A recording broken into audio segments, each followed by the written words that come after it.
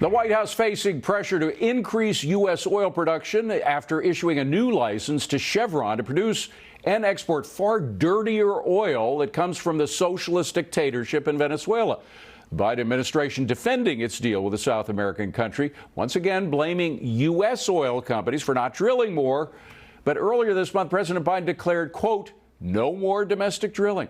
The Wall Street Journal taking aim at Biden's negotiation strategies with oil-producing dictators, writing in an opinion piece, quote, maybe if Texas declared to be a dictatorship, President Biden would negotiate and allow more U.S. oil production. Joining me now is Republican Oklahoma Senator James Lankford, a member of the Energy and Natural Resources Committee. Senator, thank you for being here. I hate to laugh at something that's so serious, but it's laughable. I mean, do you understand what's going on with this Venezuelan deal? No, no one understands what's going on. Literally, the administration is saying we can't actually produce our own oil. He's still blocked off all of our leases offshore and onshore. And he's saying, let's go to Venezuela and be able to get oil. All that I can think that this would come from is this administration is very focused on their climate policy to say we've hit our certain climate goals. They know we need oil to be able to function. So to meet their quote unquote goals, we'll just go get it from other places and bring it in. And so we can pretend that we're actually reducing our outputs here. That's ridiculous. It's actually empowering dictators, and it's impoverishing what we're actually doing here. There's a lot of jobs that come with oil production, yes, so it's literally taking jobs away from people. Well, and meanwhile, I mean, I happen to know a lot about Venezuela. I covered the region for 12 years. PDVSA is one of the dirtiest oil companies in the world. It's filthy. They have created horrible pollution in formerly pristine areas. Plus, their oil burns much dirtier than our oil, say, for example, from the Gulf of Mexico, which is one of the most clean burning oils around. So ecologically, it makes no sense. On the other point at which it makes no sense, they used to produce 3.5 million barrels a day. That's how efficient their oil company was. Now they produce about 600,000 barrels a day because they have all these cronies in there instead of engineers who know what they're doing. So even if we were to get a deal with them, they don't have the extra oil to export to us.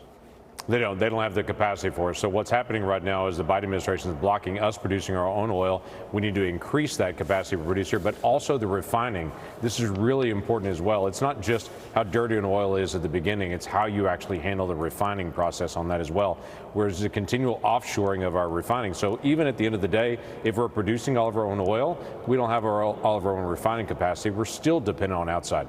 If you can't produce your own fuel and your own food, your nation is always exposed to danger and risk. We've got to make sure we're energy independent, and that is not making sure we're connected to Venezuela for our basic needs. Now, of course, the Republicans haven't yet, we still don't know what the final count is, but we know that no matter what happens down in Georgia, you guys are not going to have the majority in the Senate. At best, it'll be another 50-50 tie. But the Republicans are in the majority in the House. They can have hearings.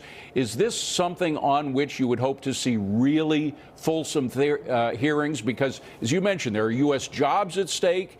There's the possibility of finding more oil here that's being lost in the midst of all this. Do we need hearings specifically on this subject?